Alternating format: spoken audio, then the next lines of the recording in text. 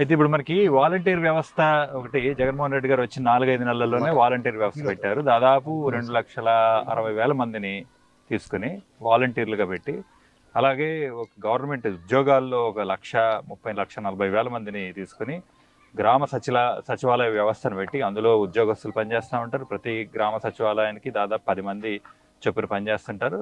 దాంతోపాటు ఈ గ్రామ వాలంటీర్స్ ఒక 50 ఫ్యామిలీస్కి ఒక్కొక్క వాలంటీర్ చొప్పున ఉన్న ఈ వ్యవస్థలో మనకి 17,000 విలేజెస్, అలాగే పట్టణాల్లో కూడా వీళ్ళు వార్డుకి ఉన్నట్టుగా ఇలా ఉన్న వ్యవస్థ ఉంది.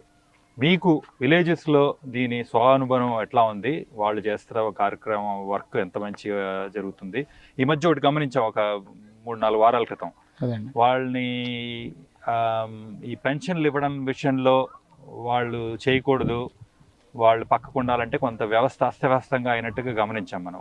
ముఖ్యంగా ముసలి వాళ్ళు ఇబ్బంది పడ్డ సందర్భం చూసాం ఒక 2-3 రోజుల పాటు. కాబట్టి మీరు అసలు లేని టైము చూశారు, ఈ వ్యవస్థ ఉన్న టైం చూశారు, వ్యవస్థలో బ్రేక్ వచ్చిందంటే ఎటువంటి ఇబ్బందులు పడతారని కూడా గమనించారు. కాబట్టి మీరు ఏం ఫీల్ అవుతున్నారు? ఎట్లా ఉంది? ఇది కంటిన్యూ అవ్వాలంటారా వాలంటీర్ వ్యవస్థ?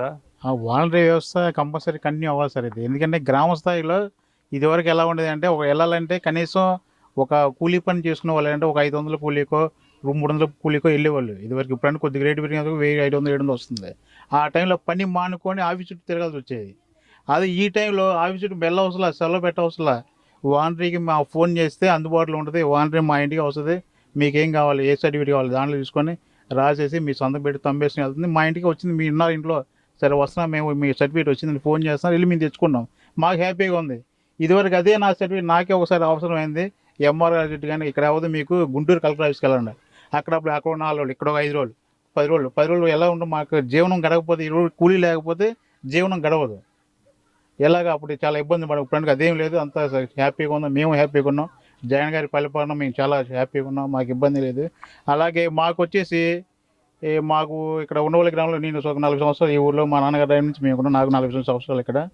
అప్పుడు ఇదివరకు పడిన ఇబ్బందికి ఇప్పుడు పడిన డిఫరెన్స్ ఇదివరకు ఎలా అంటే ప్రతి దానికి వెళ్ళాల్సి వచ్చేది, ఇప్పుడు దేనికి వెళ్ళవసరంలా, ఇవన్నీ ఇన్నికే తీసుకొచ్చేస్తున్నారు. ఇప్పుడు మా అమ్మాయికి అమ్మఒడి వస్తుంది, మాకు వచ్చి రైతు కూలీ పెన్షన్ వస్తుంది, మా అమ్మగారికి వితంతు పెన్షన్ వస్తుంది. ఇవన్నీ మాకు 1,35,000 సంవత్సరానికి వస్తుంది. ఆ 1,35,000 రావాలంటే ఎవరు ఇవ్వలేరు. జగన్మోహన్ రెడ్డి గారి వల్ల మాకు సాధ్యమైంది. ఆయన గెలిపించుకోవడం మేము అప్పటికి మేము 5 సంవత్సరాలు లాస్ అయ్యాం. అంతకుముందు 2014లో చేసుకోవాల్సింది లాస్ అయ్యాం. 2019 ఇప్పుడు మాకు అనిపిస్తుంది, అరే 5 సంవత్సరాలు కూడా 1,00,000 ఉంటే 4 లక్షలు మిస్ అయిపోయామని చెప్పేసి. ఇంకా మాకేంటంటే ఇంకా కొన్ని పథకాలు మేము అర్హులు అవ్వలేకపోయాం. 40 సంవత్సరాలు కానీ చేయూత కానీ మా ఫ్యామిలీ 45 ఇయర్స్ దాకా అవ్వలేరు. ఆ 2 పథకాలు మిస్ అయిన మేము బాధపడుతున్నాం. ఇప్పుడున్న పరిపాలన అండి, నేను అతి చిన్న వయసు అయినా 40 ఏళ్ళని తిరిగినండి, కమ్యూనిస్టులు అమ్మడి తిరిగినండి. వాస్తవంగా నేను తెలుసుకుంది ఏంటంటే, జగన్మోహన్ రెడ్డి అన్నాడు ఇంటి వద్ద పరిపాలన తీసుకొచ్చి, ఈ 5 ఏళ్లలో 2 సంవత్సరాలు కరోనా వచ్చింది, అది చేయలేకపోయాము. అయినా సరే హాస్పిటల్ నుంచి ఇంజక్షన్లు తెప్పించి బతికిచ్చి అన్నం పెట్టి బియ్యం ఇచ్చి అనేక రకాలంగా వారంటీల ద్వారా కూడా చేయించాడు. ఈ రాష్ట్రంలో అవినీతి లేకుండా 3 సంవత్సరాలు ఎమ్మెల్యేలు కానీ ఎంపీలు కానీ అతని దగ్గర ఉన్న పిఏలు కానీ జగన్మోహన్ రెడ్డి కానీ తప్పు లేకుండా రాష్ట్రంలో పేదరికం అనేది కుల మతాలు అనేది లేకుండా ఇంటి వద్ద పరిపాలన తీసుకొచ్చి అందరికీ భోజనం పెట్టి ఆడాళ్ళకు కూడా ముందుండాలి అనేసి మగవాళ్ళని మీరు మందులు తాగొద్దు డబ్బులు ఇస్తే, ఆడాళ్ళని ముందుకు తీసుకెళ్తే బాగుంటుంది అనేసి అనేక రకాల పథకాలు ఇచ్చి ఆయన ఇంటి వద్ద పరిపాలన తీసుకొచ్చిన ముఖ్యమంత్రి ఈ 55 సంవత్సరాల్లో ఒక 5 సంవత్సరాలు ఈయన కలుపుదాము. నేను చూడలేదు ఇసుమిటి ముఖ్యమంత్రిని, ఇసుమిటి ముఖ్యమంత్రి కూడా చేయలేదు. మేధావులు చెప్పనండి, మేధావులు కూడా దొంగలో, మేము ఆ పార్టీ ఈ పార్టీ అని చించుకుంటారే కానీ 2 లక్షల కోట్లు పైన డబ్బులు ఖర్చు పెట్టిన రాష్ట్రంలో జగన్మోహన్ రెడ్డి అన్నతను. ఇంటి వద్దల పరిపాలన అంటే ఏంటో తెలుసా? అసలు వీళ్ళకి ఇంటి వద్దల పరిపాలన అంటే ఏంటో తెలుసా?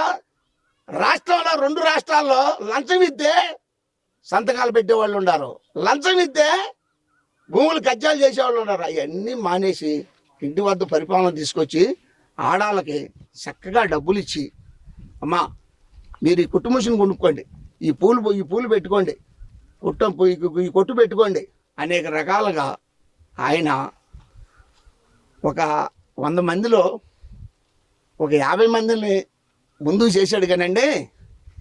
కరువు అనేది ఇంకా ఉంది. ఎట్లా చేస్తాడు? 3 సంవత్సరాలు చేస్తారా? 55 సంవత్సరాల నుంచి ఉన్న మేధావులందరూ కలిసి నేను మనగాన్ని అని ఆ జెండా పట్టుకొని ఈ జెండా పట్టుకొని తిరిగినాళ్ళు. అక్కడ 50 ఏళ్ళు ఎన్ఆర్ఐ డబ్బు అంతా తీసుకొని అక్కడ సింగపూర్, మలేషియా, దుబాయ్, లండన్లా కట్టి ఇక్కడికి వచ్చేపాడి మాకు మట్టే మిగిల్చారు. ఆ మట్టి మిగిల్చిన దాన్ని, రైతులు కాపాడిన దాన్ని ఇప్పుడు వచ్చిన ముఖ్యమంత్రులు జగన్మోహన్ రెడ్డి తప్పక మేధావులందరూ కలిసి రాజధాని కట్టాలి, ఈ భూమి కావాలని అంటారు. ఎన్ని ఎకరాలు కావాలి మీకు భూమి? 10,000 ఎకరాలు ఉంటే సరిపోద్ది, 15,000 ఎకరాలు ఉంటే సరిపోద్ది భూమి. 34,000 ఎకరాలు ఏం చేసుకుంటారు? 29 గ్రామాలలో భూమి తీసుకొని ఏం చేసుకుంటారు? అంటే ఎన్ఆర్ఐల దగ్గర డబ్బులు తీసుకుంటా, ఈ భూమి లేని ఏరియా వాళ్ళకి అమ్ముకుంటా, మీ బిడ్డల తరాలు, మీ తాతలు ముత్తాతలకి, మీ మనవాళ్ళకి ఈ డబ్బంతా తీసుకెళ్ళి స్విట్జర్లాండ్ అంటారు. అది మాకు ఇంగ్లీష్ నాకు తెలియదు, కానీ ఆ బ్యాంకుల్లో దాచుకోవడానికి మీరు వ్యాపారాలు చేస్తుంది. ఇదంతా ఇదేనా నేర్చుకున్నది రాజకీయమో? జగన్మోహన్ రెడ్డిని చూసి నేర్చుకోండి. ఆ కుర్రాడు ఎదురొచ్చినా సరే రైలు మనకొచ్చి గుద్దుకున్నా డేంజరే, మనం వెళ్ళి గుద్దుకున్నా డేంజరే. అసిమెంట్ కుర్రాడు ఆ కుర్రాడు. వాస్తవంగా చెప్పాలంటే అతను ఎవరికే తలవంచడో, చెప్పిందే చేస్తాడు. 50 సంవత్సరాలంతా ఏం చేశారండి? ఆ డబ్బంతా ఏమైనట్టు? హైదరాబాద్లో పెట్టారు. ఎందుకు పెట్టారు అసలు? ఎన్ఆర్ఐలు పిచ్చోళ్ళు. ఎందుకంటే వాళ్ళు స్టక్ చేసుకొని పద్దా పని చేసుకొని డబ్బులు ఇస్తా ఉంటారు. ఆడి మాటిని ఈడి మాటిని అంటే ఎన్ఆర్ఐలను పిచ్చోళ్ళు చేసి వీళ్ళ పిల్లల తరతరాలు వాళ్ళ డబ్బంతా పెట్టి నాశనం చేసేవాళ్ళు పెట్టారు. నా రాష్ట్రం ఎప్పుడు చేస్తారో? 30 ఏళ్ళు పట్టిద్ది నా రాష్ట్రం చేయాలంటే. నేను చూడండి, నాకు 55 వయసు. ఎన్ఆర్ఐలు ఒకటే ఆలోచించుకోవాలి. మోసగాళ్ళని మీరు ఎవరు నమ్మొద్దు. జగన్మోహన్ రెడ్డిని నమ్మండి. రుజువు ఉంటే తప్పు చేశాడని చెప్పండి.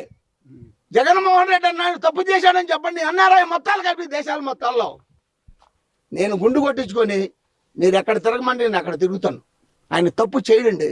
అతను చిన్న వయసు అయినా మంచి కుర్రాడు. అతనికి కోట్లాది రూపాయల డబ్బులు ఉన్నాయి. దాచుకోవడానికి, దోచుకోవడానికి, పంచుకోవడానికి వచ్చిన కుర్రాడు కాదు. ఈ రాష్ట్రంలో చాలా అట్టడుగులో ఉంది. దీన్ని బాగు చేసేవాడు ఎవడు? కులాల గజ్జలు పెరిగిపోతున్నాయి. నేను ఆ పార్టీ వాడిని, ఈ పార్టీ వాడిని 50 ఏళ్ళు హైదరాబాద్లో పెట్టాను. ఇప్పుడు ఒక క్వశ్చన్ దీనికి సంబంధించింది. గ్రామీణ ప్రాంతాల్లో మామూలుగా కులాలని, మతాలని ఈ రకంగా చూస్తారు. అటువంటిది జగన్మోహన్ రెడ్డి గారు కులాలు లేవు, మతాలు లేవు, ప్రాంతం లేదు, రాజకీయం లేదు అన్నట్టుగా ఆయన ఈ గత 5 సంవత్సరాల్లో ఎవరికైతే సంక్షేమ ఫలాలు ఇవ్వాలో అందరికీ అందుబాటులోకి వచ్చేలాగా, అందరికి ఇచ్చేలా చేసుకుంటారు. 60% మీరు చెప్పిన ప్రకారంగా అన్ని కులాలకి కులం చూడకుండా అందరికి అందిందండి.